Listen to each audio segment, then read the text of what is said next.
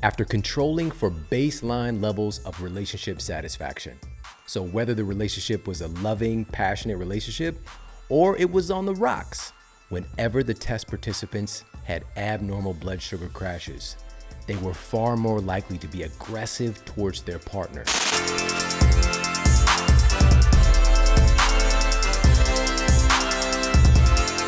This episode, we're diving into how food impacts our emotional stability, our relationships, and our community at large. And we're going to kick things off with a fascinating study from researchers at The Ohio State University.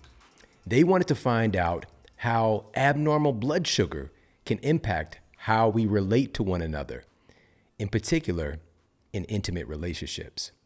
So what they did was they collected a group of couples and they gave them blood glucose monitors, and they also gave them voodoo dolls. All right, now this is all going to tie together in a moment. So what they wanted to find out was, how do people respond when their blood sugar crashed? And why does this matter? Well, first and foremost, here in our culture today, blood sugar abnormalities are the norm. So abnormal blood sugar is normal. And to kind of highlight that point, if we look at some of the data that we have right now, about 130 million Americans are either type 2 diabetic or pre-diabetic right now.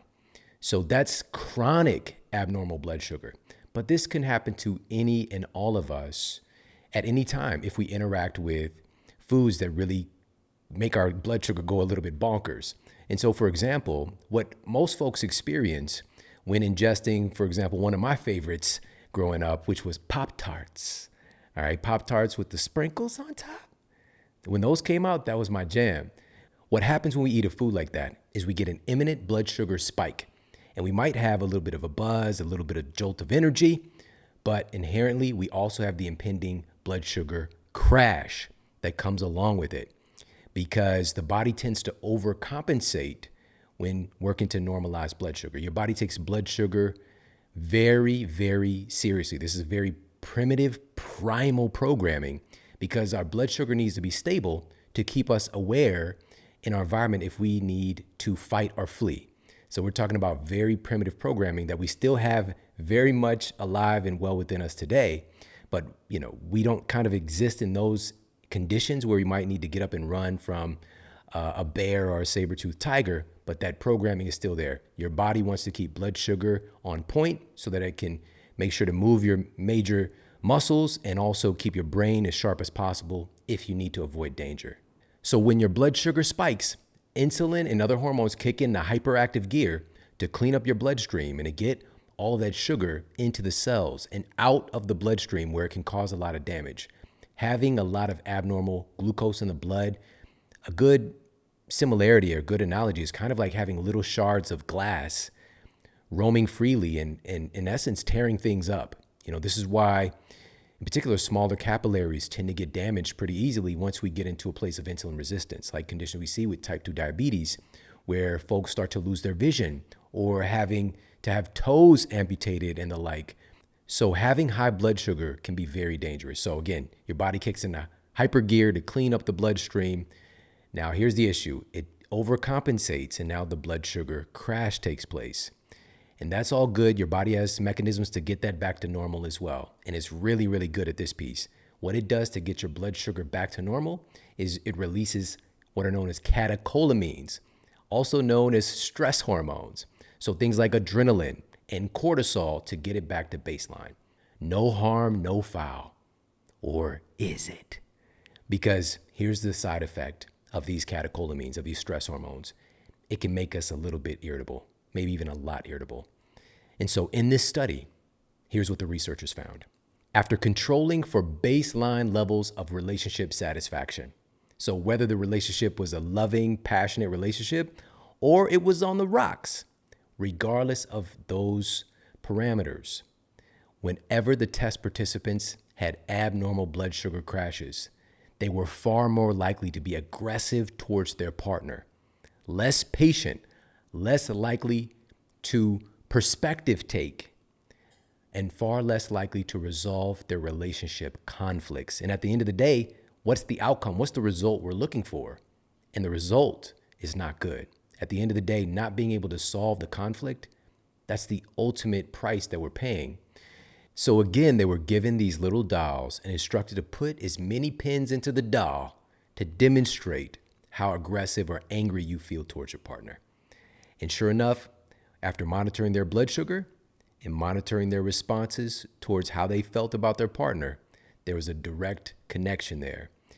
The more abnormal blood sugar, the lower the blood sugar crashes that take place. Again, regular behavior in our culture, the more aggressive people felt towards their partners. Now just imagine how that outpictures in the real world all the time, and we have no idea that this is happening. We think we're being logical and rational when we're having these heated conversations, quote, heated conversations with our loved one. And a lot of times we're not even showing up as our normal self, our quote, normal self. And what are some of the things that are going on here? Well, additional research, and this was published in the journal Frontiers in Endocrinology, revealed that dramatic changes in blood sugar, shifting from high blood sugar spike to an impending crash, can increase anxiety and trigger hyperactivity in the amygdala. So number one, going from that blood sugar spike to blood sugar crash triggers increased anxiety and also triggers increased hyperactivity in the amygdala. All right, we call this an amygdala hijack. All right, the amygdala is an incredibly important part of the human brain, and we sort of evolved multiple brains on top of more kind of original brains, right? We have the very evolved prefrontal cortex that really makes us human, who we are, but the amygdala is part of our primal brain, our primal programming, and it's really more regarded and functioning with things around survival, specifically survival of self. All right. It's much more reactive part of the brain, but it's really about protection. And it also plays a major role in being influenced and modulated by stress. So that part of the brain becomes hyperactive when we have a blood sugar spike and the impending crash. All right. Now, in addition to that, some of the latest research that we have, here's some other issues when we have hyperactivity in the amygdala. This has been found to directly reduce memory recall. All right, so our memory gets a little bit shoddy. It's more difficult to recall memories. So when we have an amygdala hijack take place, this is when our far more forgetful self jumps into the driver's seat. It's like Grand Theft Auto, and it jumps in the driver's seat, and it doesn't really know where it's going.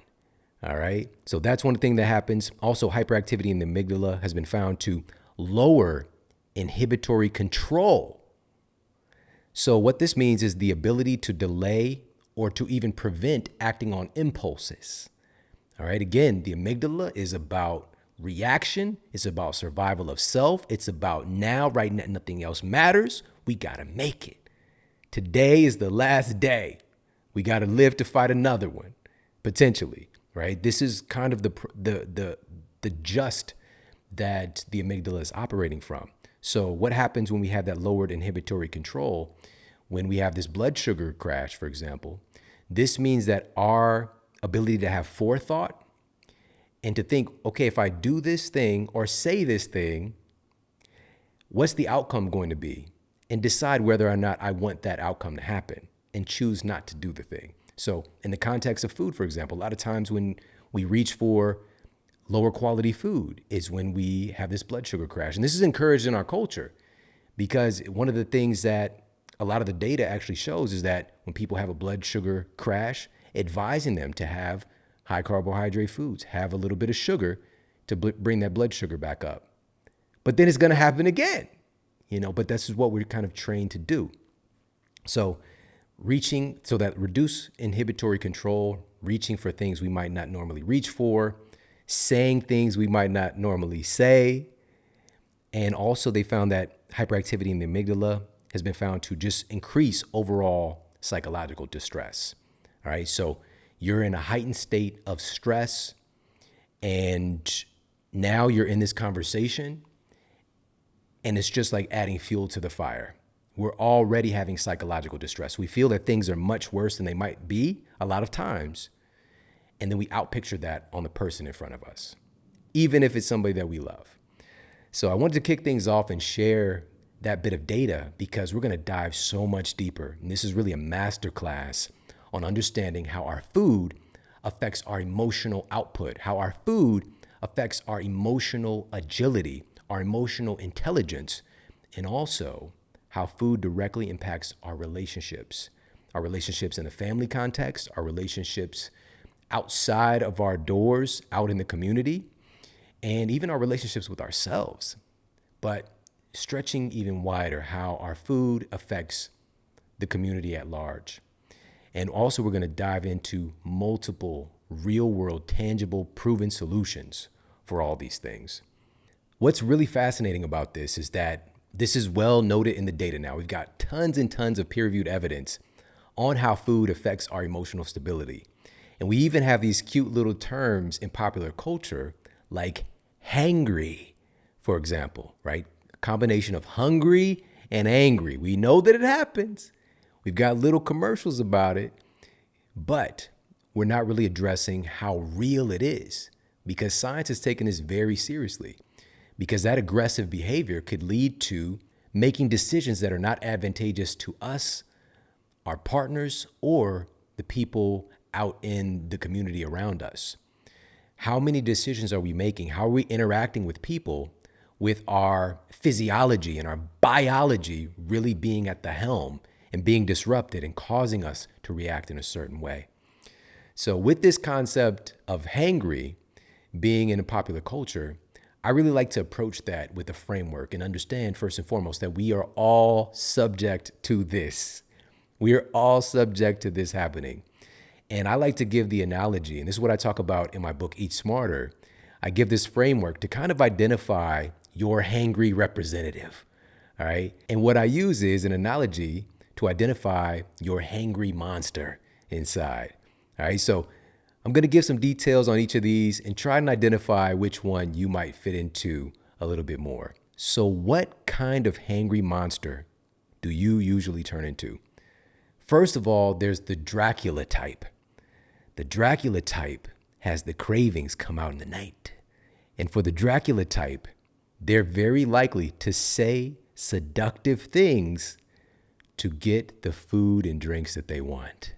And they might even resort to biting if invoked.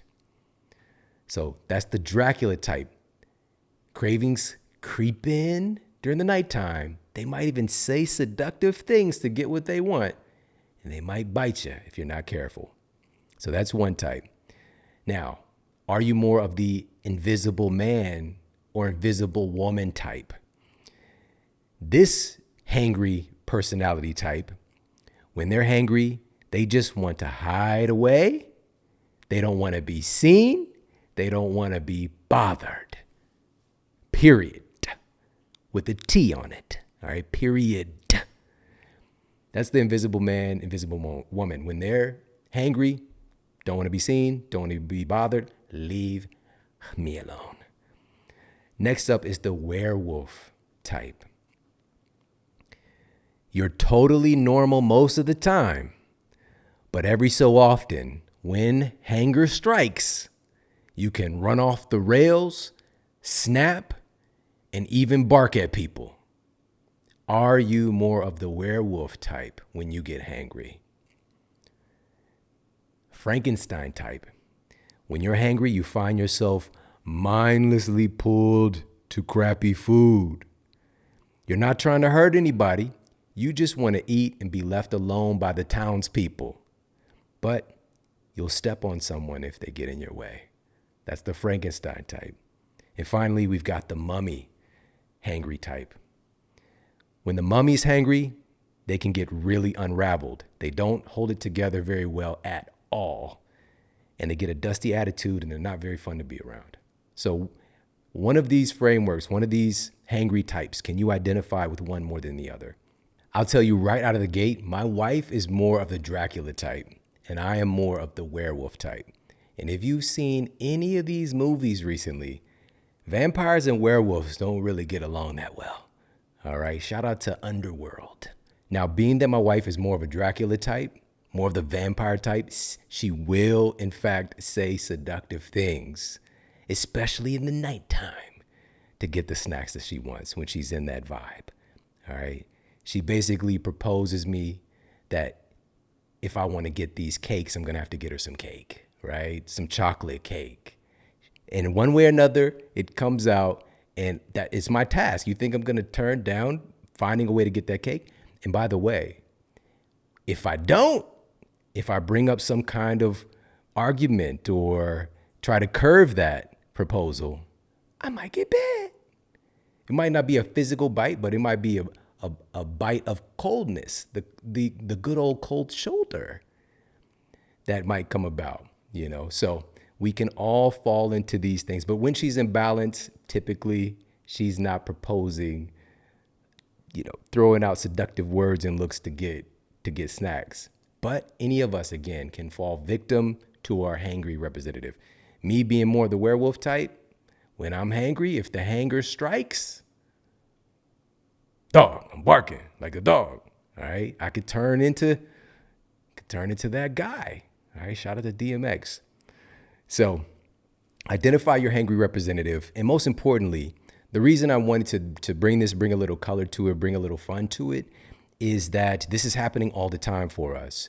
And if we cannot acknowledge that we do in fact change when we are hangry, when our blood sugar is abnormal, when we're nutrient deficient, if we don't really understand that, we can continuously set ourselves up for a lifetime of conflict, oftentimes with people we love, and not even know why it's happening.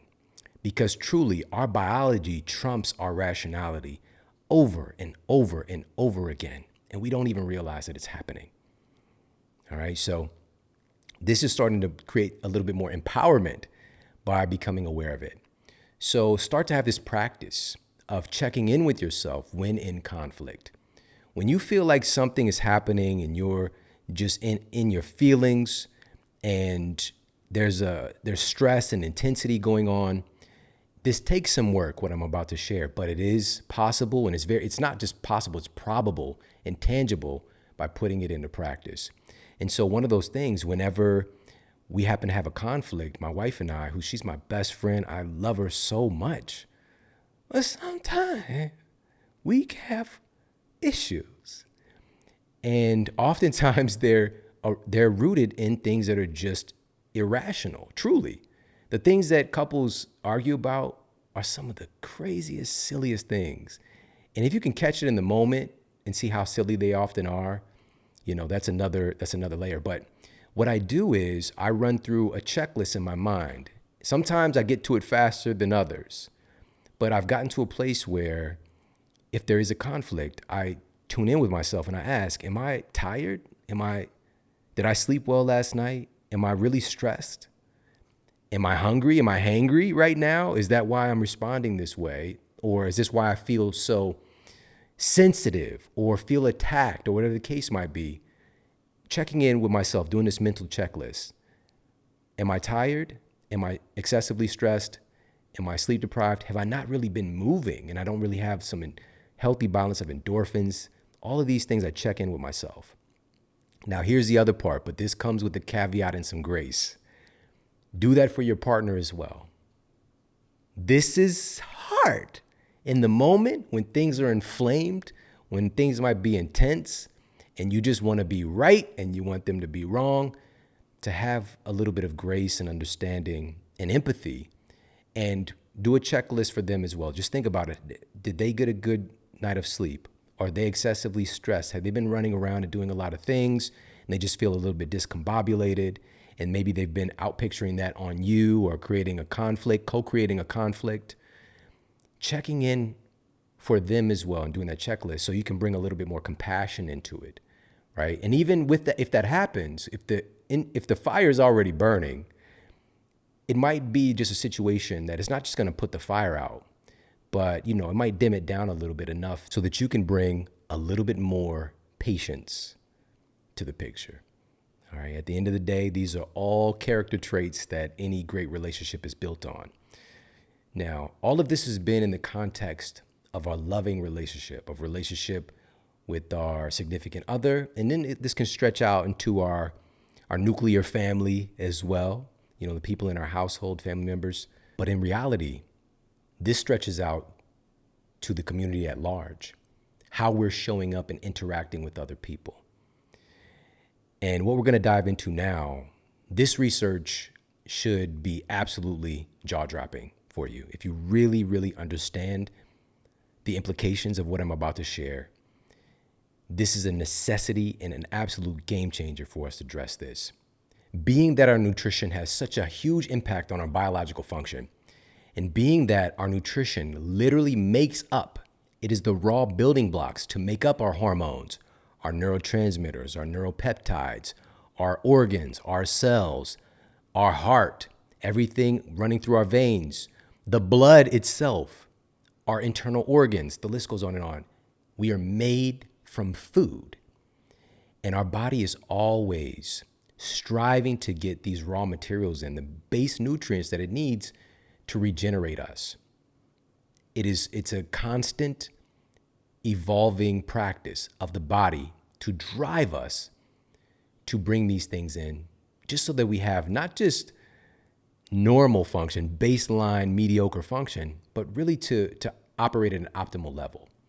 But what happens when we're deficient in these things? Understanding that these nutrients play a major role in the function of our brain, for example. We already highlighted data from the journal Frontiers in Endocrinology that revealed that changes in blood sugar, just that one simple principle, creates hyperactivity in the amygdala. And hyperactivity in the amygdala has been found to directly reduce memory recall, lower inhibitory control, which is the ability to delay or prevent acting on impulses, and also increases psychological distress. We already know this to be the case. And one of the other drivers of this hyperactivity in the amygdala and the deceleration of activity in the prefrontal cortex is nutrient deficiencies. And now what the research indicates is that these nutrient deficiencies lead directly to changes in our behavior and also changes in our tendency towards violence. Researchers at Oxford University conducted a randomized, double-blind, placebo-controlled study to find out how nutrient deficiencies would affect a population of prison inmates. Now, within this population, we already have stereotypes on what that looks like. A tendency towards aggressive behavior, a tendency towards breaking laws, and a tendency towards violence. Now, what's advantageous about a study like this, although the circumstances are unfortunate, is that it's a ward study. So what that means is it's a controlled environment.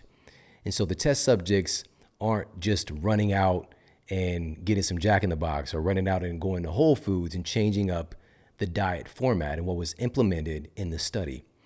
And what the researchers wanted to do was find out how simply giving a group of prison inmates improved nutrition just through the form of increased amounts of vitamins and minerals in supplement form and also omega-3 fatty acids, just to see how that would stack up versus prison inmates who were given a placebo. So they gave one group increased nutrition, vitamins, minerals, essential fatty acids, and another group received a placebo to monitor the effects on their behavior over a multi-month study. And here's what they found. After compiling all of the data, the researchers found that the prison inmates who received improved nutrition had a 30% drop in behavioral offenses simply from that one implement, that one action of improving their nutrition. But what was especially eye-opening was that the prison inmates who received improved nutrition had a 37% drop in violent offenses. Almost a 40% drop in violence simply by improving their nutrition. Other researchers, other scientists saw this data and didn't believe it. They didn't believe this was possible.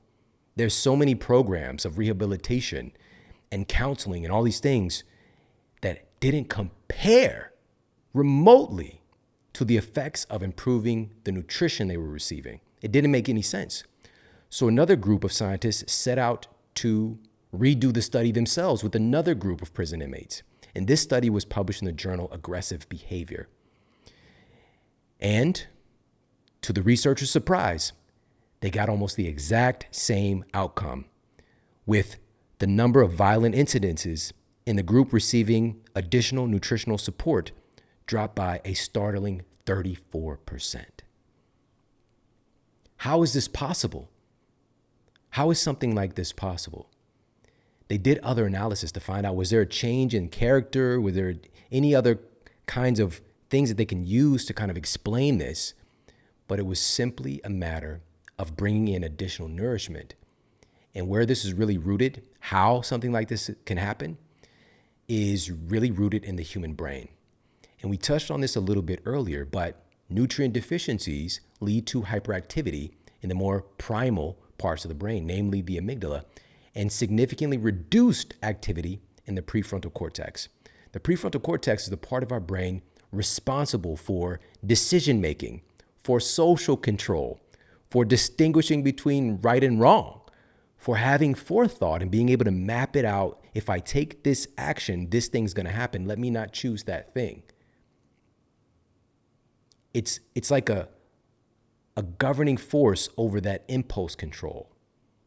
It's the adult in the room being able to manage our behavior and our decisions. And when we're deprived on key nutrients, that part of the brain is literally starving. And this is not being accounted for in so much of what's going on in our world today, where we see these rampant reports of violence, and we see so much polarization and people being pulled apart more than ever in recent history, and such a lack of communication, a lack of perspective taking, a lack of being able to put yourself in someone's shoes and to see from their perspective, a lack of healthy conversation when at odds. We see so little of that today when we need it more than ever. And we wonder why.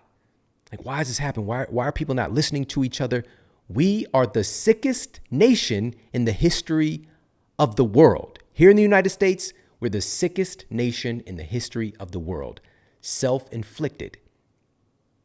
I'm going to keep saying these statistics until it's a part of our matrix, our cellular matrix, so we know how serious it is and we can do something about it. 242 million Americans are obese or overweight right now. And the number just keeps growing. The most recent data show, and this was about 2 years ago, 43% of US citizens are clinically obese. And we were on track to hit 50% within 10 years. That number, that 10-year span has been shortened dramatically thanks to the shutdowns, thanks to the change in our lifestyle, that we went from a sedentary culture to an even more sedentary culture, a processed food consuming culture to an even more processed food consuming culture, a sleep deprived culture to an even more sleep deprived culture, a stress culture to an even more stress culture. All of these have taken place in the blink of an eye. And if we don't do something about it, that 50% is just going to happen within the next couple of years, and then we're just going to surpass that. But this does not have to be our fate. But we have to acknowledge that this is happening. 130 million Americans, as I mentioned at the top of the show, are right now diabetic, type 2 diabetic, or pre-diabetic. Right now. About 60% of our citizens have some degree of heart disease already. Hypertension in children is skyrocketing.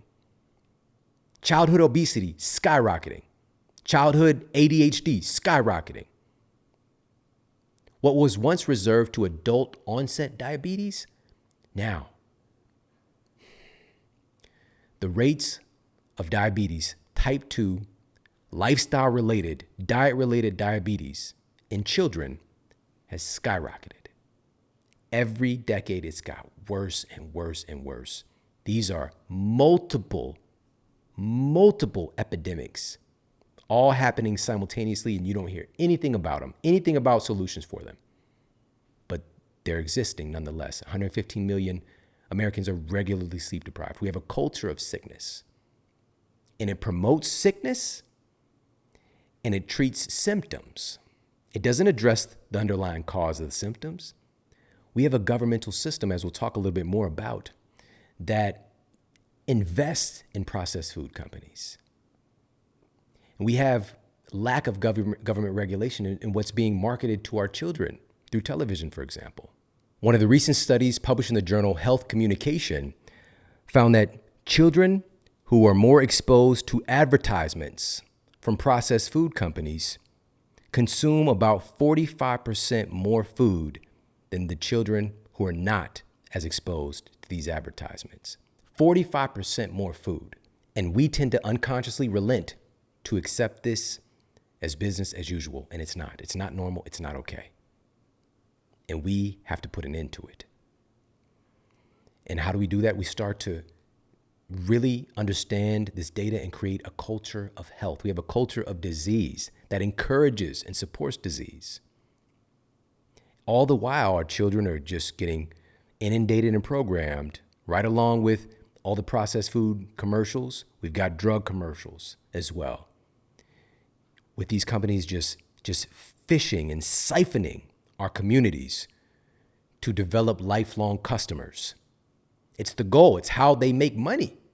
These are billion-dollar entities. Why on earth would they want you to not have high blood pressure? Why? Why on earth would they want you to not eat their Hot Pockets? That would be crazy. And you do one, and then you end up doing the other. And just gets in that vicious circle, and we can break it. We can break it. I believe it. So in analyzing some of this data, looking at how our nutrition affects our proclivity towards violence, how is that outpicturing itself in our world today? This is a big reason why I wrote Eat Smarter. Of course, to dive into the very best data that we have on how food controls our metabolism, absolutely. How food controls our cognitive performance, absolutely. But also how food impacts our ability to relate to one another, especially in the context of all the tension that our world is experiencing right now. What can we do about this? We've got to get our citizens healthier. Now, another report, and this was published in the American Journal of Clinical Nutrition and in the journal Case Reports in Psychiatry, affirmed that malnutrition and the consumption of high glycemic foods are at a notable risk for depression, anxiety, and abnormal mental and emotional states. Now, we outpicture this into our environment, into places of public service, into our behavior in the community. And you see how these interactions, when we're not well, can start to take place. And we have citizens who might be at odds with each other, and inability, like a little bit of road rage, or somebody cuts you, and it turns into the most dramatic, life-threatening, life-important thing in your life, and it just consumes you, right?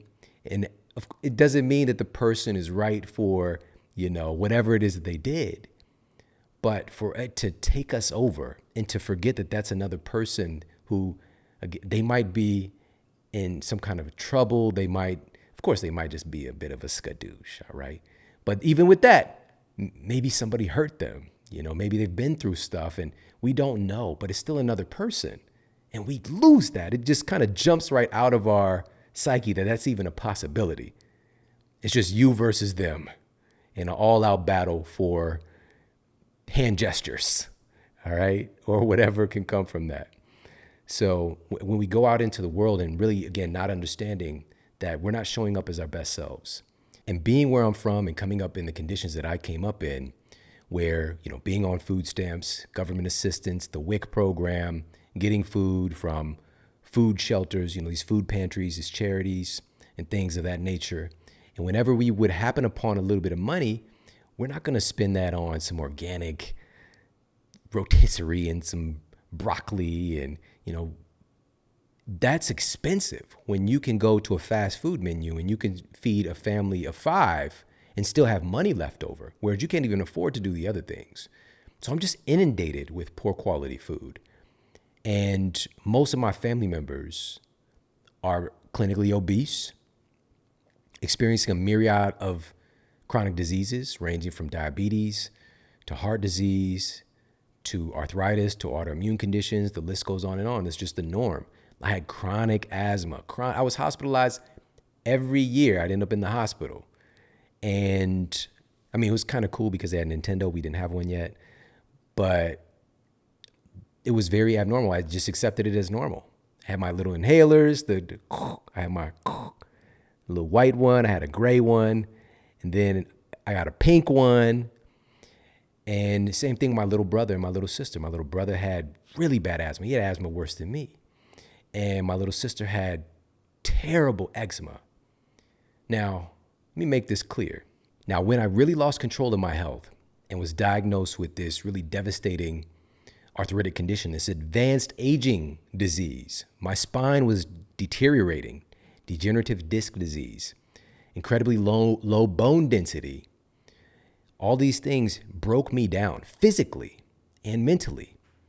But when I did what was necessary, if you know my story, to turn my health around and to really transform my reality, my body didn't just change, my mind changed as well. But even when I got healthier as far as my physical structure, the regeneration of my spine, the rehydration of my disc and my two herniated disc getting back into position, all the wonderful things that took place by changing the way that I was eating, my nutrition. I made some great strides, amazing. But I still had these lagging allergies, right? You know, I had a history of asthma and seasonally I'd get these little things. And by dialing things in even more with nutrition, it's been going on 2 decades now, like a whole other lifetime. And it really does seem like it was a lifetime ago that I've had any allergy/asthma symptoms. Like, it just seems like I can't believe that was my life. Now, there's degrees of this for everybody. And I just want to open the door of possibility, of course, in looking at how our nutrition affects our expression of chronic illnesses. I do want to touch on that. But my point is, growing up in these conditions where disease is the norm, violence is the norm, aggressive behavior is the norm. In my household, I saw so much violence. I saw a lot of blood on the floor. I wake up to it. I go to bed to it every day, just seeing it. I know my mother loved me. She loved us. But literally 75% of the time, it's just yelling in the house, right? And for me, I was just thinking in terms of like, what am I going to do today to get punished, whether it's getting beat or whether it's something else. It was just the nature of my reality. Now, there's a degree there in a perception of discipline, of course, but the level at which I saw the fighting, the violence, my mother, you know, being in situations where, again, I wake up and she's got a black eye, and, you know, having other family members get knocked out, but also us having that as a thread that's normal, how we would abuse each other as kids, and also how we took that out on the road with us. I mean, I got kicked out of high school for an entire year for fighting. My entire junior year. I graduated in 3 years of high school, not my choice. It didn't matter. I had the great GPA. I was in student advisory. I was in the first implementation in our district of being able to take college credits. There's a program called Inroads, Scholar Athlete. I had all the things. Everything was going good. But I also had this aggressive tendency. If there's a problem, this is how we solve it. I tried to fight against it. I did. Many times I was able to manage. But this is just how I was programmed. And it wasn't even, it's not just the conscious decision. It's also physiologically being driven to it because I'm not in a good physical place. Right? So I can go on and on. All the suspensions, this is not even who I am. Like, looking back on this, I'm in the club throwing hands. All right? You wonder why the club got shut down? I'm sorry. I'm sorry if you was there that day. All right. But what could be in a person's biology and their psychology that would make that the first response? And I even still, I really felt that I was a good person then. I didn't want those things to happen. I just felt that I had to. Now, there's psychological components, of course, but again, when I got physically healthier, those ideas of wanting to fight just dwindled away, especially like hurting another person. Now my fight is for us. My fight is for humanity. My fight is for health. I can channel that aggression into something positive consciously. That's what's possible. So when I'm talking about this isn't from some abstract, I think that this is true kind of place. The majority of my years on planet Earth, I lived in Ferguson, Florissant, Missouri, which now most people know of this because of the incidents with interactions with police officers and the community, right? Just kind of being highlighted. Now, one of the guests that I've had on the show, the Chicago City police officer, Jamal King, and incredibly talented, loving, powerful individual who spent over 20 years in the police department. And now he's really working to help to uplift communities and to teach people about finance and success principles, because he's also very successful. He's probably the wealthiest police officer as well, but not on the training day tip. All right. Not on that tip, King Cook, not on the Denzel tip, but just on an ethical, really building a foundation, learning about health. I mean, he's also remarkably healthy, but being able to have friends who are in both spheres of folks who experience oppression and folks who are deemed to be the oppressors, and seeing that there's a heightened tension that very easily takes place when we're not in a good space. Because the truth is this, and one of the biggest takeaways, it's so simple. People don't do well because they don't feel well. And hurt people hurt people. So we can talk about the psychological trauma, but we can also talk about the damage to our bodies that gets done by the way that we live our lives. And if we are talking about folks who are physically and mentally unwell, matching off with other folks who are physically and mentally unwell, what do you think is going to happen? The probability for violence to take place is palpable. It's a ticking time bomb. And this isn't getting talked about. And it is a massive component of the story. If we talk about, our systems are not set up in a way that it takes care of our citizens and takes care of the people entrusted with taking care of our citizens. If we look at the medical profession, for example, I've got so many amazing friends and colleagues who've done the whole thing, the medical school, the clinicals, all those things. And me working at a university for many years, these people were my clients, and they would be tore up from the floor up, coming in, medical students, nurses, and they're messed up, gaining weight they can't lose, not sleeping, excessively stressed, not having time to exercise. That's why they would try to pay me to try to hold them accountable.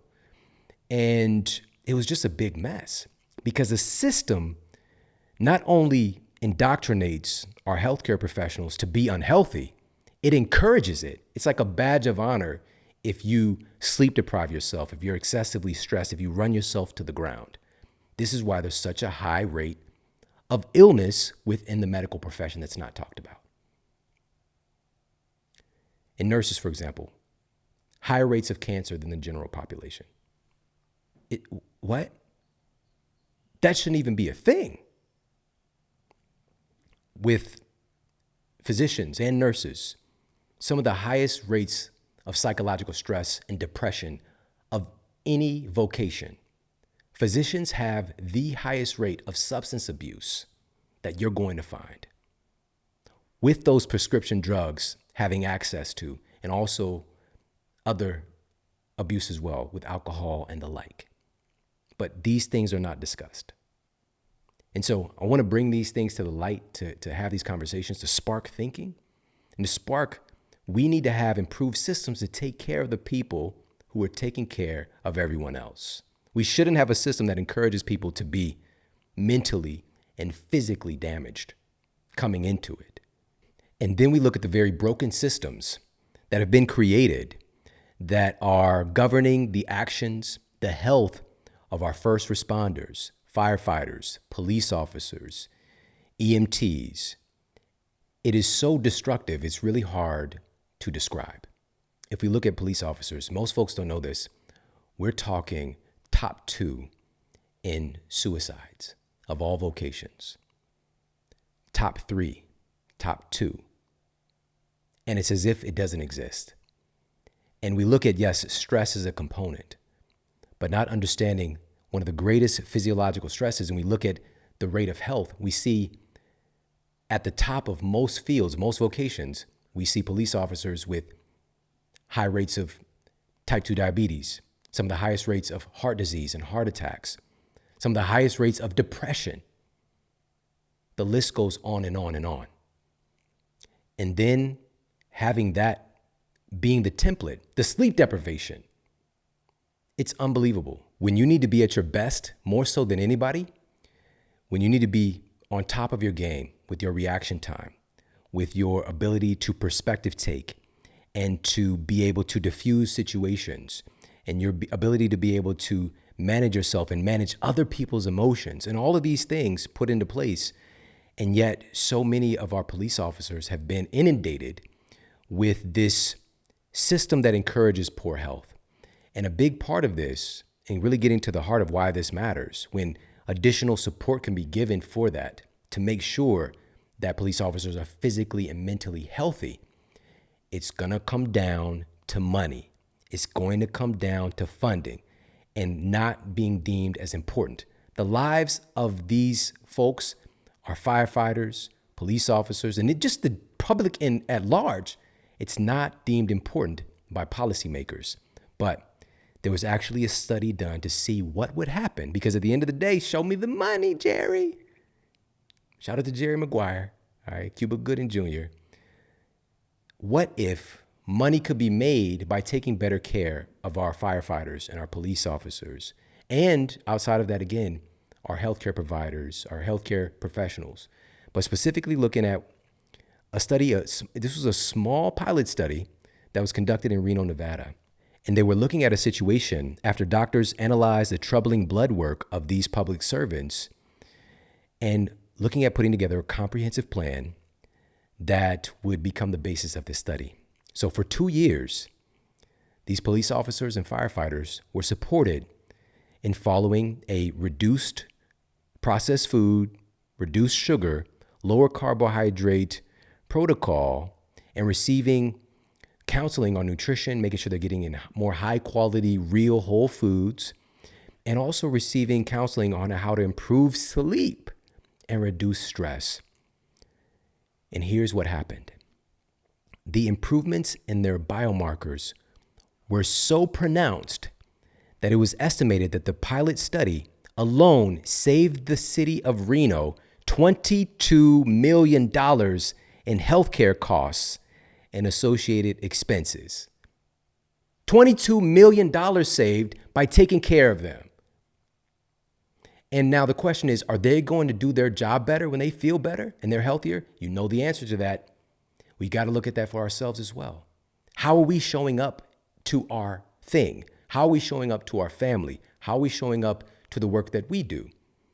Our family doesn't want a shell of us. They want the best version of us. We've got to take care of ourselves so we can show up better for everyone else. We can't possibly do our best work when we are not well. As a matter of fact, if we're really, really unwell, like, you know what it's like. If you're hit with something really tremendous, like tremendous sickness, nothing else matters, or an injury, nothing else matters except just getting to a place where you are okay. So this cliche that health is wealth, the most important wealth, it's real. Because if you don't have your health, you have nothing. Everything else is very superficial. And so many times over the years, I've met some of the most successful people, many of which really have their nutrition dialed in. Many of them, now I get the calls, man. Now I get the calls on the bat phone. This particular actress, she saw me on whatever. She, read my book and, trying to get some counseling on how to optimize her sleep that's been messed up for 10 years or whatever the case might be. I get the call on the bat phone or the model phone, the model bat phone. So I get these calls now, and I see this, that people are making the investment in themselves, who are paying at the top level now more than ever, for sure. But I've also seen the people over the years that spend so much of their life energy running themselves into the ground to make money, to take care of their family, to make an impact, that now their family is trying to take care of them because of their chronic disease, and they're in a nursing home or adult living facility, should I say, prematurely. Like, that's where my father is. My stepfather, right now, he's in an adult living facility because he can't take care of himself because of the damage that crack cocaine did to his brain. The damage that all the years of alcohol did to his body. I come from that. I know what it's like. I know what can happen when these things are ignored. And I've seen, coming from those conditions, I am a testament as to what's possible. There's nothing inherently special about me. I just happened to make certain decisions. I just happened to have certain information land in my hands. And I took action. If there's anything that I did that's exceptional, I simply took action.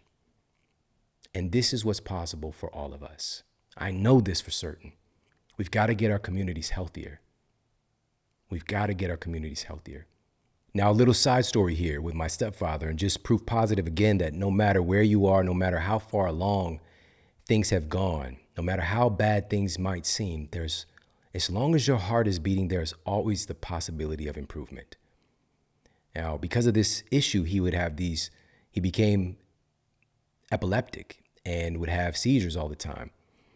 And so, we got pharmaceutical medications on the table, but by shifting his diet a bit, putting a little bit more emphasis on to reducing the intake of processed foods, processed sugar. And there's a tremendous amount of data right now on ketogenic diets being effective in the treatment and even remission for epilepsy, right?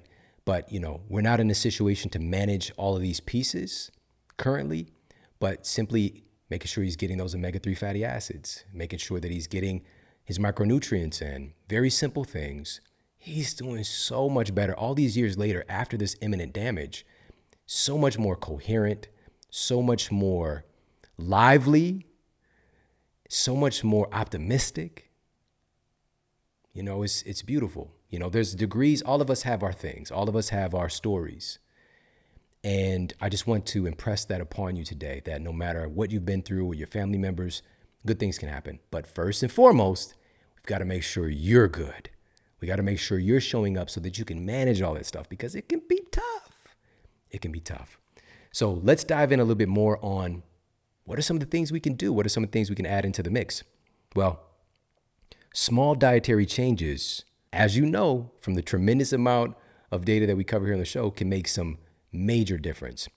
A randomized controlled trial published in BMC Medicine tracked the results of 67 adults with moderate to severe depression. Again, looking at depression being a major issue in some of the most important vocations. If we're talking about public service, if we're talking about the healthcare profession, but everybody's important. Let's be real. All of us are important. But I'm just talking about the management and care for other people. Our teachers, we got to take care of our teachers. All right. Again, high rates of depression in just about every field now. It's just growing and growing. But here's one of the things that we can look at to do something about it. So folks with moderate to severe depression, the participants were randomly assigned to either nutritional counseling sessions with a dietitian, where they were instructed to make dietary adjustments like eating less junk food and eating more nutrient-dense foods like vegetables and fish, or they were assigned to social support sessions without nutrition counseling. And at the end of the 12-week study period, only 8% of participants in the social support group achieved remission of their depression, while over 32% of the participants in the dietary intervention group achieved remission of their depression. The rate of success was 4 times higher by improving nutrition. We don't just have to be victims in this. Solutions exist. Another study, this was looking at our children. This is another demographic that is so often ignored with policy. We need to be standing up for our children now more than ever, with these organizations really looking to siphon and fish our communities to develop lifetime customers, just getting caught in that system of drugs, getting caught in that system, pharmaceutical drugs, be clear, and the stuff on the streets. But pharmaceutical drugs, they're the big, if we're talking about El Chapo, come on. And also processed food companies. A recent study of 120 children and adolescents published in the journal Pediatrics found that consuming fast food, sugar, and soft drinks was associated with a higher prevalence of diagnosed attention deficit hyperactivity disorder, ADHD. Again, association here, we're not talking about causality, okay, but we're going to go a little bit further.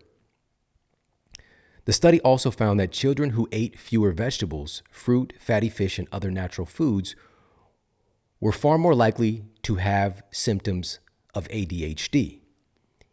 Here's the key.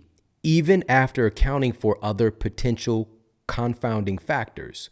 So these are looking at other possibilities that could have led to these outcomes. So there's a very strong association, not just a little bit of association, which again, this is correlation, not causation.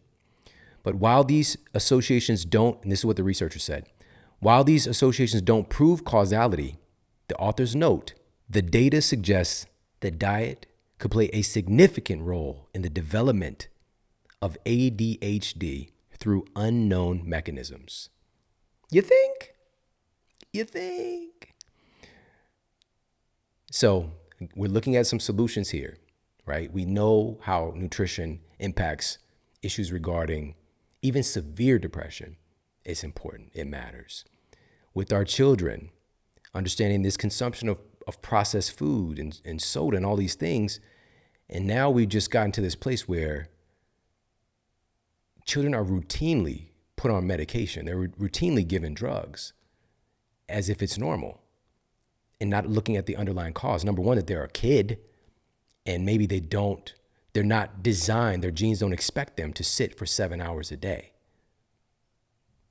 and just be inundated with rote memorization and control when their genes expect them to move and to play. Check out the episode we did with biomechanist Katie Bowman. That's your next assignment. If you missed that one, check that one out after this episode. We'll put it for you in the show notes. Just understand how our physiology and activity affects our cognitive function and our ability to focus and to, quote, behave. All these things play into it, but instead, we just treat a symptom with a drug. So we've just got to upgrade simple things for our kids, right? And this is the beauty of today, is that we don't have to turn our world upside down necessarily to make improvements. That's how I got better. I didn't completely eliminate all of my health issues at once, but I got significantly better simply by upgrading the things that I was doing at the time. I went from hitting up fast food restaurants every day to making more of my food at home, improving the ingredients. So instead of having the McDonald's C-grade beef from cows that eat candy, and that's a real thing, by the way, and I talk about this in Eat Smart as well, but you just you can YouTube it and look at cows-fed candy, cattle-fed candy. But that kind of beef to going up to, an organic grocer and getting grass-fed, and instead of, the McDonald's fries and the partially hydrogenated oils, to getting some oven fries and having some broccoli along with it, right? So just upgrading these things, bringing in better quality ingredients, and also identifying those key nutrients that my spine is made of, and the list goes on and on. I made some really great advances. But today, it's easier than ever. We can upgrade so many of the things that we're already doing. For example, growing up, we would eat Slim Jims, right? Snap it to a Slim Jim, right? We see these commercials. Randy Savage was on there. Oh, yeah, brother, yeah. The Macho Man. Yeah, so we had that stuff. Again, where's it coming from? The preservatives added to it, the low quality of these ingredients. But if this is something for our family, for example, if they're on the road, if you're providing things for the lunchbox, if you're just having snacks around the house, instead of the Slim Jim, we upgrade that and we get the 100% grass-fed beef sticks. These things exist now, and they're easier than ever to get access to. My favorite company that's providing the most incredible products that have such a high level of efficacy, 100% grass-fed and grass-finished, raised in the United States by family farmers focused on using rotational grazing practices and creating lush green pastures free of chemicals and pesticides, never fed grains, never given antibiotics. This exists. So if this is something that you would want for your family, my team freaking loves them, the grass-fed beef sticks, and also the amazing turkey sticks, and they have that same level of quality and integrity. Check out Paleo Valley, like yesterday. They're amazing, all right? So again, if we're looking at snacks for the kids, food bars as well, their food bars are amazing, utilizing delicious cashew butter, there's superfoods in there, pumpkin seeds, organic kale, spirulina, acerola cherry, one of the most vitamin-dense superfoods in the world, organic blueberries, and high-quality organic protein as well. So again, for snacks for the kids, snacks for the family, Paleo Valley is in a league of their own. Go to paleovalley.com/model. That's PALEOVALLEY.com/model. And you get 15% off their incredible snacks. And I'm a major fan of their vitamin C complex. It's one of my all-time favorite things. It is right over there. I keep it close on hand. Truly, truly amazing with the most dense vitamin C superfoods in there. Camu berry, acerola cherry, amla berry. Things I've been a fan of for years, 15 years, 16 years. Now it's together in one formula, done the right way. No additives, no fillers. Check them out. paleovalley.com/model, 15% off everything they carry. Now let's talk about a key nutrient that may need more attention than most others. The Journal of Abnormal Child Psychology analyzed the effect of omega-3 supplementation on behavioral problems in children. The children who received omega-3s, whether on its own or in conjunction with psychotherapy, saw significant improvements in hyperactivity and impulsivity compared with those who received placebos, on their own or with psychotherapy. The children who received the omega-3s also had improvements in attention, reductions in disruptive behavior, and improvements in overall behavior. This exists. These are the very things that our brain is made of. If we're deficient in omega-3s, our behavior is going to be abnormal, whether we're a child or not. As a matter of fact, and this is a study directly from Eat Smarter, and in this study, they actually use MRIs to look at brains and see how these omega-3 fatty acids affect the form of the human brain itself. And the study was published in the journal Neurology, and I broke it down more in my book, Eat Smarter. But essentially, the researchers discovered something really shocking. They found that the people who had the lowest intake of the omega-3 fatty acids, EPA and DHA, the people who had the lowest intake of EPA and DHA in their diet had significantly accelerated brain shrinkage. And the researchers noted that the lack of EPA and DHA in the diet was particularly harmful to the memory center of the brain called the hippocampus, which lost neurons. It had this accelerated loss of brain cells and added years to the aging of the person's actual years, that, their biological years. Their brain was aged beyond their years. And they stated that people who ate less than 4 grams of DHA per day showed the highest rates of brain shrinkage than those who ate 6 grams or more, who had the healthiest shrink-proofed brains. So if you think this is a joke, when we're talking about nutrition, we're talking about the very thing that makes up the cells of the brain itself. The reason that DHA and EPA specifically have such a profound impact on the brain is that they're needed for the structural integrity of the brain itself. These are called structural fats when we're talking about the form and function of the human brain. So structural fats of the brain cells themselves, but also these specific DHA and EPA, these omega-3s, enable and encourage something called signal transduction. So essentially enabling your brain cells to talk to each other, which is pretty important. Again, we want the brain cells talking when we're in conflict. We want the brain cells talking when we're in situations where violence could take place. We don't want lack of brain cells talking. That wouldn't be good. But we're not talking about, we have to nourish the brain itself. We have to provide the very things the brain is made of, or it's simply not going to perform at its best. So this one is a major key, making sure that we're getting our DHA and EPA. And this is abundant in food sources. So we've got, we mentioned this a little bit earlier, grass-fed beef is a source of DHA. Egg yolks. Fatty fish is the most notable source of DHA, salmon, mackerel, but in particular, fish eggs. So salmon roe and caviar. And we talked about this with neuroscientist, brilliant, just love her, Dr. Lisa Mosconi. We'll put that for you in the show notes as well, because she brought the caviar to me, all right? Because I didn't know nothing about it. I mean, I didn't come from caviar circumstances. I saw it on Lifestyles of the Rich and Famous with Robin Leach.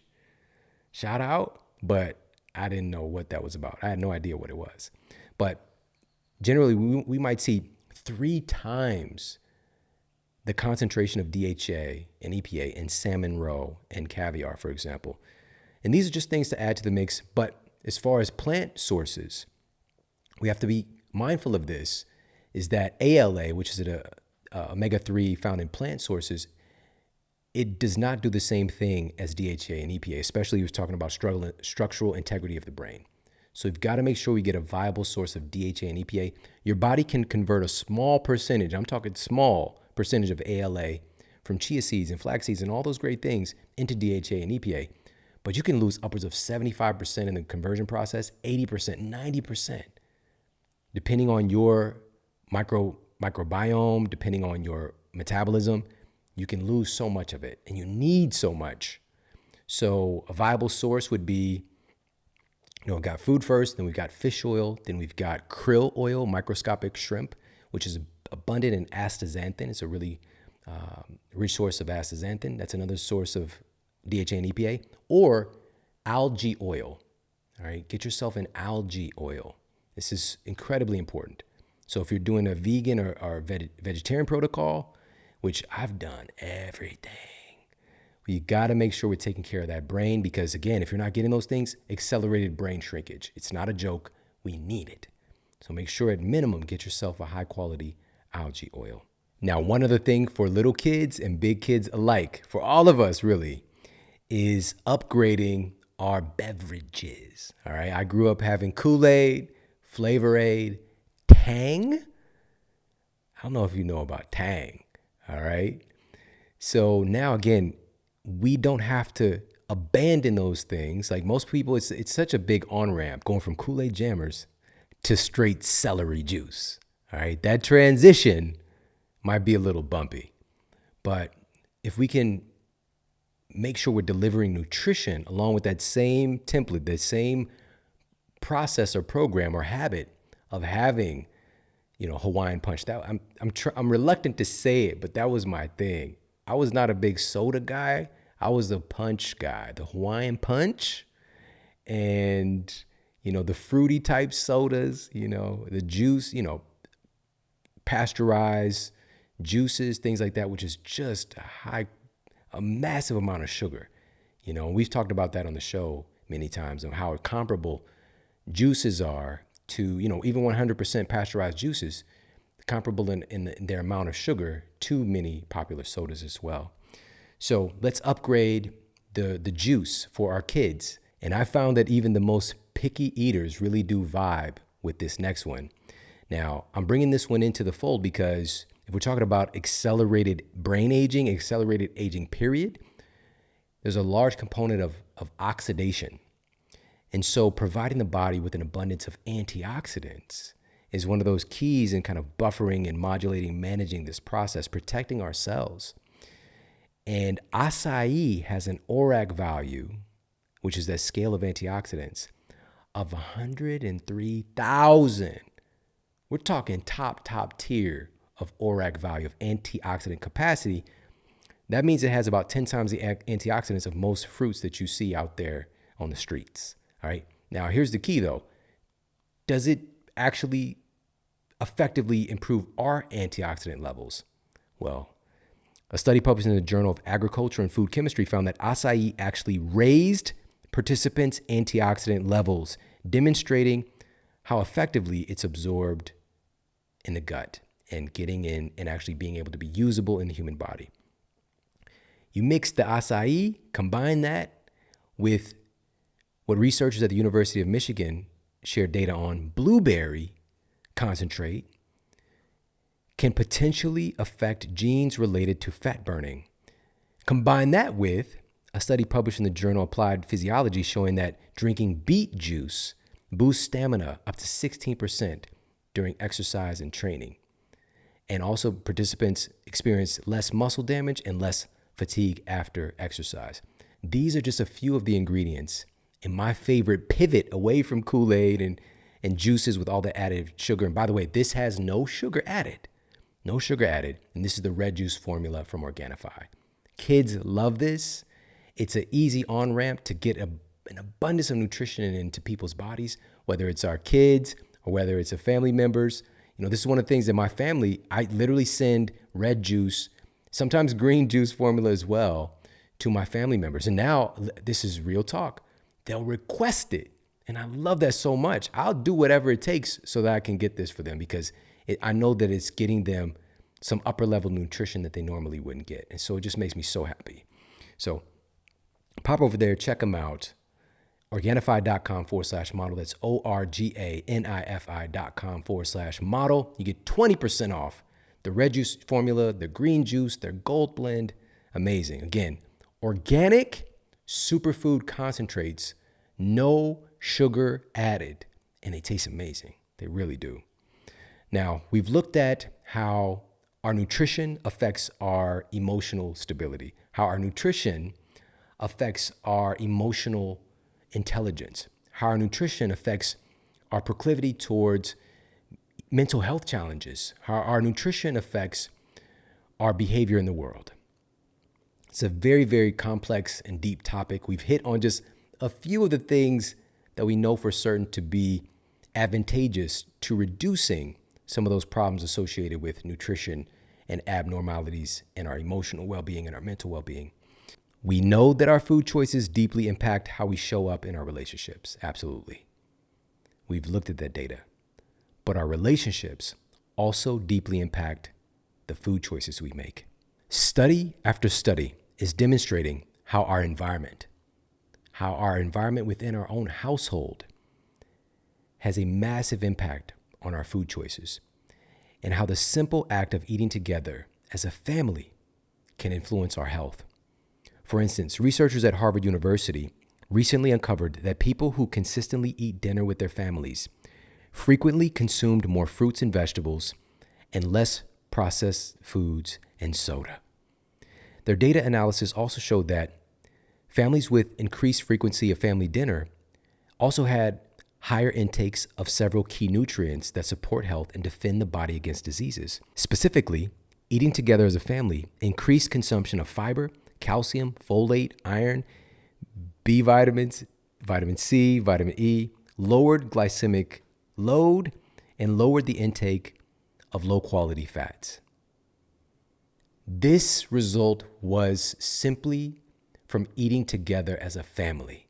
It's not just what you eat, it's who you're eating with that changes our association with food, that changes our food choices, that changes our health. Another study cited in the journal Nutrition, Education, and Behavior found that children who ate breakfast with their family at least 4 times a week were more likely to consume ample fruits and vegetables. Now, the question is why this is. It really has to do with the structure, intentional meal planning involved, and the elimination of distractions that are some of the major reasons that this could be having such a big impact on our health. The study went on to report that children whose TV was never or rarely on during family meals were significantly less likely to consume soda and chips, and children who consumed breakfast, lunch, or dinner with their family at least 4 times per week, on average ate at least 5 servings of fruits and vegetables the vast majority of days each week. Now, what's specifically interesting about this study is that it was incorporated using data from minority children who generally live within the construct of low-income communities. And this shines a subtle but hopeful light that even if we don't yet have access to the best food options, creating and sustaining a new family ritual of eating together more often can dramatically improve the health outcomes of the family, which includes the children, but also the parents as well. I can really identify with this one because growing up, oftentimes we would eat at the same time, but we very rarely ate together. It was more like a free-for-all. Food would be done, or the fast food would come in, and then we would get food and we'd just find somewhere to sit, oftentimes in front of the television, video game. My brother and sister and I would eat together very often, but I can count on my hands how many times I ate together with my family, with my mother and my stepfather, literally on my hands, outside of maybe some holidays. Like, it just wasn't a part of our culture. And so I can really identify with this one and the impact it could potentially make, because the times we did sit down is where more intention was put into the food. And by the way, this doesn't mean that you have to make the food all the time, but just even if you're ordering out, even if you're hitting up the app and getting something delivered, sitting down and eating together, the dinner table is a unifier. It really helps us to connect. And there's so many associated benefits there with a relaxation of the sympathetic nervous system and activation of the parasympathetic rest and digest nervous system, reduction in stress. We've got some data on this as well. And by the way, all of these studies are coming from my book, Eat Smarter. If you don't have a copy yet, you seriously need to have this book in your hands. All right, so pick it up anywhere that books are sold. And of course, you can check out the audio version as well. It's a very, very powerful, dynamic, fun book as well. Now, I want to dig a little deeper here and share a couple more studies. Children and adolescents are at vulnerable life stages for the development of environment-fostered obesity. And this is according to data published in the Journal of the American Medical Association Network and the journal Pediatrics. Now, listen to this. Children and young adults who share family meals just 3 or more times per week are far more likely to be in a healthy weight range and more likely to have a healthier diet and eating patterns than those who share fewer than 3 family meals together. Additionally, and this is incredibly important, these children were far less likely to engage in disordered eating. So, how do we use this? The marker here, where we're setting the bar, is simply 3 meals together each week. And it could be any meal, breakfast, lunch, dinner, whatever it is. Just sitting down together, make that a mandate. 3 a week to see these benefits really manifest. And we're imbuing these habits into our children that they'll be then able to take on with their families as well. So incredibly important, incredibly powerful, and incredibly protective for our families. Now, the truth is, our environment shapes our tastes, food preferences, food accessibility, mental and emotional relationships with food, and overall eating behaviors long before we become aware of it. Truly, our environment is fostering and cultivating these things within us. Knowing this and addressing our nation's issues around food and our issues around eating behavior solely at the point of personal choice is a major problem. We have to address the environment. Today, millions of people are born into communities in the United States, and I'm one of them, inundated with substandard food, processed food, fast food, and eating practices that have been proven to be flat out deadly. When I lived in Ferguson, when I left my apartment complex, as soon as I leave the gate, across the street, there's a liquor store there. And on the other side of the street, there's Lee's Chicken. There is Papa John's Pizza. There's Domino's right next door to that, Taco Bell, and there's a McDonald's. And across the street, moving down past the intersection, we've got a Chinese food restaurant, Dairy Queen, but it's not a Chinese food restaurant, like nice sit down vibe. We're talking bulletproof glass. We're talking, you don't know what they're cooking that in. You don't know what it is. All right. That's the kind of Chinese food that I'm talking about. Much lower quality, substandard, low quality ingredients. All right. That, again, sold at the cheapest prices because it's just not good for you. Then if I go down the street just a little bit, I've got Steak and Shake. If you got a few extra dollars because the burger's a little pricey, they put the name Steak Burger in there, so it makes it more fancy. We've got Arby's, Krispy Kreme, Burger King, another McDonald's, another Chinese food place. And this one doesn't have bulletproof glass, though. That was a little nicer in there. That's the one I would frequent.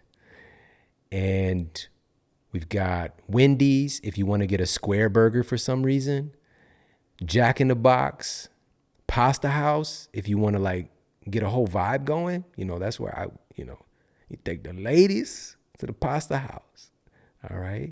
But if they got the little thing where it vibrates, you got to wait in line with the vibrate thing. I don't know if that's the fanciest dinner, but hey, that's when I was balling. You balling out, you hit the Pasta House. And all of this is just within a mile of my apartment, a mile and a half. Are you kidding me? I didn't know what Whole Foods was. It didn't exist. There was one Whole Foods in all of St. Louis. I don't know when it was built, but here in LA, it's you could throw a stone and hit a Whole Foods, but St. Louis, yeah, it was one, but it was nowhere near me. Nowhere near me. Gyms, please. Yoga studio, come on. None of that existed. And as a matter of fact, parks, it might be, it's risk. It's a risk. You don't know what can jump off. The environment itself was not conducive to wellness. So today, millions of people are born into these conditions and then they get blamed for their health problems. Blaming the victim who how can I eat healthier if I don't know it exists? I didn't know it existed. To me, I just grew up in conditions. We just ate food. I didn't know there was a difference. We just ate stuff. We ate stuff that tasted good. End of story. I had no idea my food affected my health. I had no idea my food affected my asthmatic condition or my spine or any of that stuff. I didn't know. But now that we know, we can change it. And we can change these conditions. We got to start with ourselves, start with our own families, and then we can start to integrate that out in the community. It's not too soon to start paying it forward, because no matter where you are right now, no matter where you are, there's always somebody who's a little bit behind, who's a little bit further behind you in this domain that you can help and serve and uplift them in health. There's always somebody. But again, you got to start with yourself, because when you start feeling better, we become more capable of serving others. So how is this a thing? How is this even possible? I wanted to really articulate this in Eat Smart and bring this out to the public and audiences who normally wouldn't get this information. With Eat Smarter having a national campaign with Target stores, for example, being in all the Target stores across America and having this cool little feature and just all the different places that the book was at, people got an opportunity who normally wouldn't see this kind of information, but in a way that makes sense, that's fun to read and to learn about. But I wanted to share this. This is one of the most important reasons that I wrote this book, underlying and opening this conversation up as to how is this possible? How is it that the reason that my mother, if she would go and sell her blood to get $20, $25 to feed her children, and instead of being able to buy some avocados and some fish because it's too expensive, if that avocado might cost $3, when she can get 3 burgers for her children, how is that even possible? The avocado literally can fall off of a tree. These burgers are so cost intensive to make, it's absurd. How is it possible we can get 3 cheeseburgers for the same price of 1 avocado? And this goes to subjects in economics, elasticity of demand, all those things. But here's the bottom line principle. A big reason that this is possible is thanks in large part to government subsidy programs that provide government assistance to these processed food companies. And so I wanted to look at, can we actually get some real tangible data demonstrating that these government subsidies are leading to higher rates of disease in our communities? And I found it. From 1995 to 2010 alone, it's gotten far worse since. But I was able to track this data down.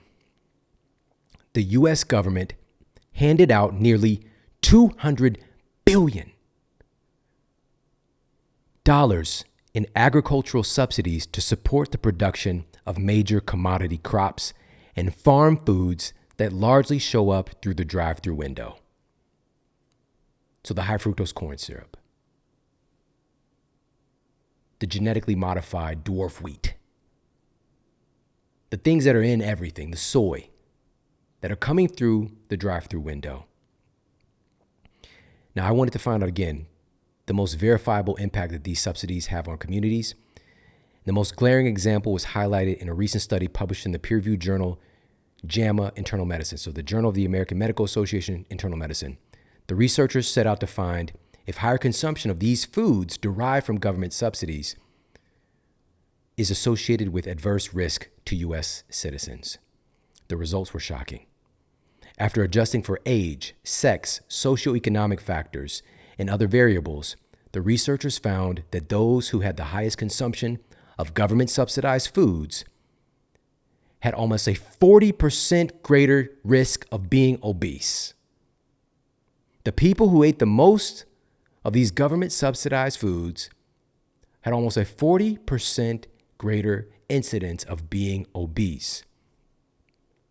They were also significantly more likely to have excess belly fat, higher levels of blood sugar, and higher levels of inflammation measured by C-reactive protein.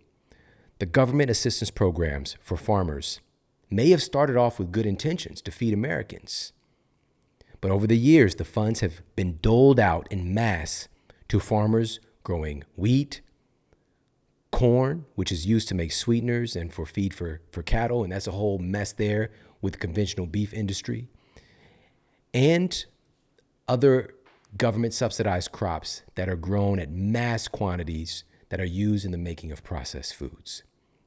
The result of these twisted government subsidy programs, doling out all of this money in mass to companies that are using these products for processed foods, is that fruits and vegetables cost a hell of a lot more, and you can ball out till you fall out on the dollar menu. It's all structured in that way. This is why it's possible. Researchers at the Yale University School of Medicine chimed in on the disparaging circumstances many low-income communities face when it comes to finances and health. In a study cited in the journal Diabetes Care, the researchers asserted that fast food and processed food is widely available at low cost, enabling it to compromise a greater proportion of the diet of low-income individuals. Their analysis revealed that being born into a low-income environment dramatically increases their risk of obesity, which in turn increases their risk of staying in poverty. So many people are trapped in this system. They have no idea that this environment is controlling their livelihood, their health, their ability to make it out of the environment, or the ability to make the environment better. It's being hindered by companies who are making billions of dollars off the farming of sick people. Because the Food and Drug Administration is supposed to be regulating food and drugs.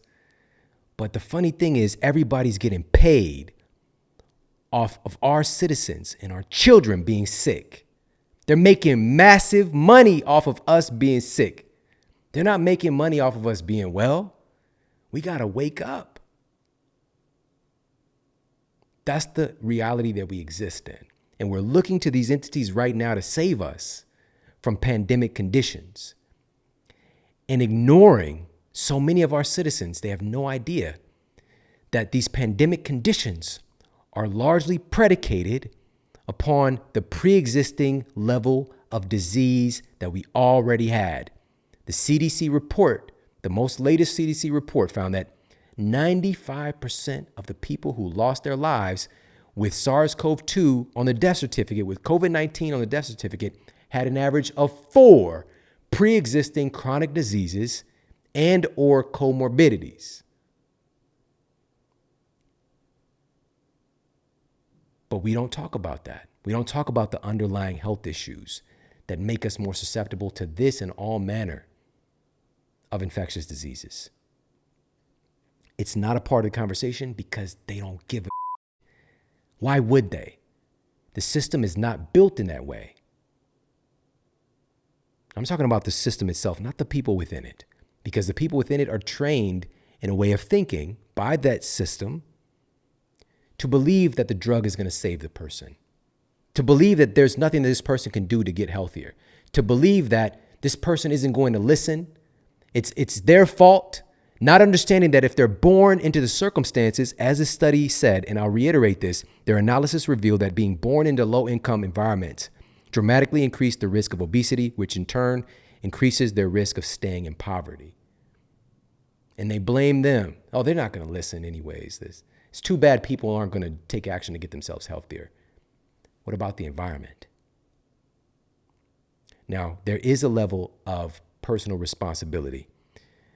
And in closing for this episode, we're going to dive in and talk about some of the specific strategies that we can do to help to change all of this. First and foremost, we need top-down change and bottom-up change. So top-down change, structural, societal; bottom-up change, personal accountability and action of the individual. From the bottom up, these aspects of personal responsibility for change include getting ourselves educated, right? But even with that, we need exposure. We need to know that it's a possibility to get educated. We need to be in a way that the education becomes attractive. Because I know many people, after they graduated college, they're like, I'm not reading again. Or even graduated high school, like, I'm done with books. I'm done. I'm not going to learn stuff. That's for school. But we all want to learn. We all want to continue to learn. It's how humans evolved. Like, that's built into us. We want to learn. We want to explore. We want to create. But those natural human expressions and tendencies can get suppressed by the environment and by being inundated with so much distraction, so much brain candy, where we rather watch someone else's greatness on TV than embark on our own. We can change this, but we got to become aware of it. So education, that's what changed it for me. That's what changed it for me. Personal investment as well. We've got to invest in ourselves. It's the greatest investment that we can ever make. These are bottom-up change. These are pull yourself up from your bootstraps. Like, have you ever actually seen somebody do that? We need to stop saying that. Pull yourself up from your bootstraps. What? You can't. Unless you're like in an anti-gravity chamber or something. I don't know. Like, you can't pull yourself. Never mind. But investing in yourself, this might take some changes in our protocols or changes in our priorities, right? Because when I wasn't doing well, I was still getting the I still had the fresh on. I had the freshness. So, I get the new, we had the St. Louis Rams there before they abandoned us and came back to LA, going back to Cali. But I had the Rams jacket, fly. Shout out to Isaac Bruce. Shout out to Marshall Falk, Kurt Warner. All right, greatest show on turf. But I could have invested that into those avocados that I was talking about, into some superfoods, into changing the information I was putting into my body, because food isn't just food, it's information. And once I started to invest in myself, literally, it wasn't just my body that changed, my thoughts changed. My perception of reality changed. I started to see more opportunities to make more income so that I can invest more in myself, because our society is set up in such a way that being healthy comes at a premium. Being unhealthy is easy. We can change this though. I know we can change this. So personal investment, putting a priority on our health, taking a strategic risk. Sometimes, for example, like I was buying superfoods from like the Tibetan School of Medicine back when I lived in Ferguson, Missouri, in my 1-bedroom apartment, mattress on the floor, terrible love seat. I mean, a love seat was the cushion was crashed in. It was not a good look. But I was buying those goji berries to see what they do. I want to see. I found an article, right? So I was investing strategically in myself. And eventually, companies started sending me goji berries on the low. They started sending them at that freemium model. It's like, hey, we found out about you. Here's some goji berry. Thank you. But it comes from investing in yourself, and then it outpictures. It changes the reality around you. Also, with bottom-up change, with personal accountability and change, we have to have a lot less finger pointing, right? Because even as I'm breaking down the data today, when I'm talking about entities that are governing decisions, I still have this center where I know that I'm still powerful to affect change and to make choices. That's never taken away. All right. I can still do so much, even with just within my own mind. And so pointing the finger at, this thing, that it's in total control, we can't change it then. We've got to start pointing the finger back at ourselves and being more empowered. Because in my clinical practice, the number one obstacle that people would have when they're coming in complaining about their health issues is their family members, right? I want to lose weight, but it's my husband. He's just always bringing bad food into the house, quote, bad food. Oh, that term, if you labeling it bad, giving food morality, and you eat the bad food, does that make you a bad person? But anyways, people would say bad food, or my kids won't eat it. My kids won't eat this healthy food. And so I make stuff for them, and then I just end up eating it along with them.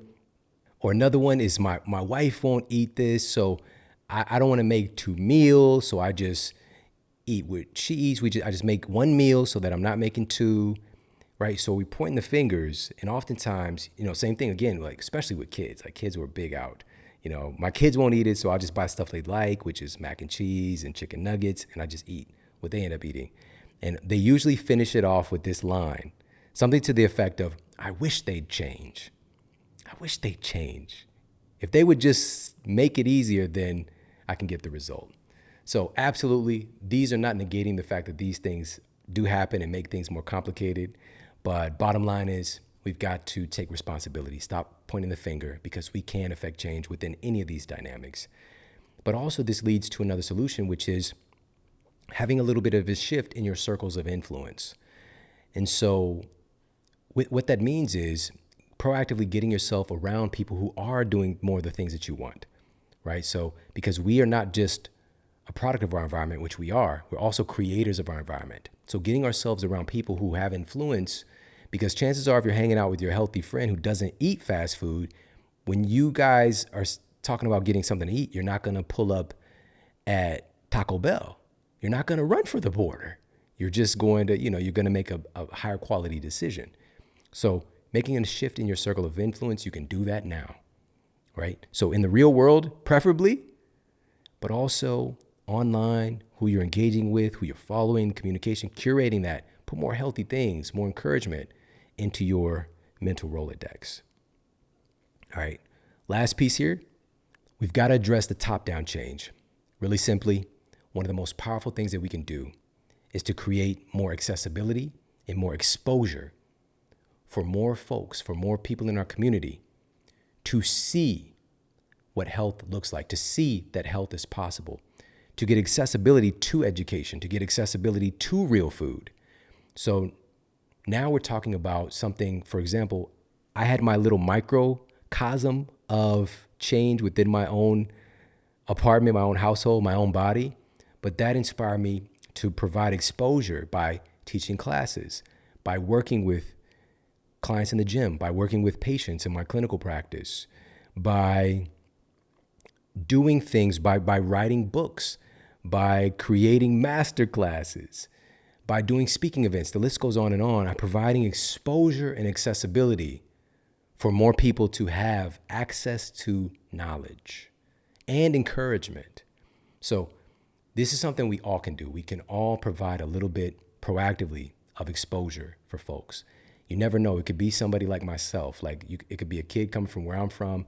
Providing that exposure can change their whole entire reality, which could change the lives of many, many more. Policy change as well. You know who pays for these government subsidies programs, these government subsidized farming practices? We do. Government subsidies aren't coming out of thin air. This is taxpayer money. We're the ones paying for the sickness for these foods to show up through the drive-through window, through processed foods, and contribute to our nation's epidemics of degraded health. This is taxpayer money. We can change this. Every chance that you get, talk with your local and state representatives, demand that conversations and policy around food is addressed. Every chance you get, whether it's a town hall, whether it's something where you're calling in and leaving a message, whether you're sending emails, this needs to be a priority because this is literally, it's the foundation of our very livelihood, is our health. There's nothing more important. All right. So these politicians, the crazy thing is politicians reach out to me now by doing this work, having things out there. Maybe they pick up my book somewhere. They see a piece of, an interview somewhere. I don't know. But, they send me messages and ask me. Now they're asking questions about what I think about this, what I think about that. In that world, I don't even, real talk, it can do what it do. I'm going to find a way to create the program for the inner city schools, to help to build the recreation center, the wellness programs. I'm going to find a way. I don't have to wait for them. I'm going to find a way. But I'm open to the possibility that they'll do it as well. They'll put some funding into real wellness programs, recreation centers, community gardens, all those things. But we can do it too. But demand it, because with politicians, it's really a popularity contest. They run on the policies that we demand, period. Keep bringing it up. Keep that pressure on. Keep the gas pedal down. And lastly, in this mission and mandate, in this context, this container of widespread community change, is to simply invest in and support companies and individuals who are doing good things. We all hear this term of voting with our dollar. Invest in those individuals. Invest in those companies that are doing the thing that's unusual right now, which might be sourcing higher quality ingredients, sourcing from local farmers, not giving food to the public that's been sprayed with pesticides and herbicides and rodenticides and fungicides, and providing high quality products, high quality ingredients. Vote with your dollar. Invest in those companies so that their practices are encouraged. Because what's happening already is that major corporations, which I used to be against, no, they just need to run away and hide. I don't like them. They need to go away. They're getting onto the quote, the bandwagon, because they see that their profits are being taken away by companies that are doing the right thing, that are providing organic products, that are, instead of using lower quality oils, they're using higher quality ingredients. And so they're shifting in and investing in those products themselves. And truly, I think it's going to be a both and situation, because right now about 85 million Americans get fast food every day. So I can go to war trying to get people not to eat fast food, or I can work to make sure that the fast food isn't giving these citizens things that are blatantly detrimental to their health. Eliminating artificial ingredients and preservatives, right? The work of Vani Hari, for example. We'll put Vani's most recent episode, both of her episodes, for you in the show notes. Freaking love her, the food babe. She's got policy change. McDonald's, Subway, the list goes on and on. She's just one person who banded together the food babe army and got these companies to eliminate some of the most detrimental ingredients that were coming through their food that most people had no idea about. That's the power we all have. So vote with our dollars, demand change, invest in companies doing the right thing, doing better things, higher quality ingredients, higher quality service, more intentionality, and also making moves to encourage the companies that are in control right now to just simply upgrade, eliminate things that are blatantly hurting people, and increase and improve their ingredients as well. So it's a both-and world. And again, no matter where you are right now, there's always somebody that we can reach back and help lift up. All right, but it starts with us. We've got to take better care of ourselves, physically, mentally, emotionally, immerse ourselves in more goodness, immerse ourselves in real food, good nutrition, to build healthier bodies, build healthier brains so we can better relate to each other and also to uplift the community at large. I appreciate you so much for tuning into the show today. I hope you got a lot of value out of this. If you did, make sure to share it out with everybody that you care about on social media, and you can tag me. I'm at Shawn Model on Instagram and Twitter, and at The Model Health Show on Facebook. And you can also send this directly from the podcast app, or if you're watching on YouTube, directly to somebody's phone, email it to them. Just send a little bit of love and light to people that you care about. We've got some epic shows coming your way very soon, so make sure to stay tuned. Take care, have an amazing day, and I'll talk with you soon. Hey, if you like this video, make sure to check out this video right here to optimize your mindset and to achieve your goals faster. All psychotropics are anesthetics. They're versions of anesthetics, so they basically numb the brain. Part of the reason why people are dying 18 to 25 years younger is not helping people manage mind, just stuffing down the symptoms with a drug.